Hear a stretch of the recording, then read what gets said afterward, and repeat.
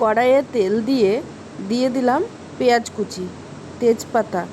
তারপর পেঁয়াজ ভাজা হয়ে গেলেই দিয়ে দিলাম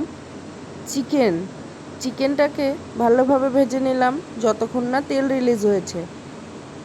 তারপর দিয়ে দিচ্ছি টমেটো কুচি, কাঁচা লঙ্কা চেরা। তারপর দিয়ে দিচ্ছি আদা, রসুন, জিরে, ধনে, শুকনো লঙ্কা আর গোলমরিচের পেস্ট। তারপর পরিমাণ মতো লবণ আর হলুদ গুঁড়ো দিয়ে ভালোভাবে কষিয়ে নিচ্ছি।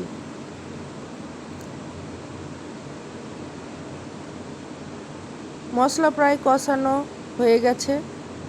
অল্প পরিমাণে জল দিয়ে আবার ভালোভাবে কষিয়ে নিলাম।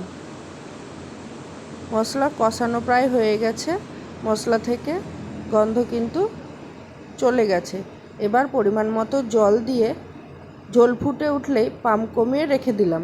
তারপর কাজু, এলাচ, দারচিনি আর লবঙ্গ পেস্ট তৈরি করে নিয়েছি, সেটা দিয়ে দিলাম। তারপর পাম কমিয়ে রেখে দিলাম কিছুক্ষণের জন্য।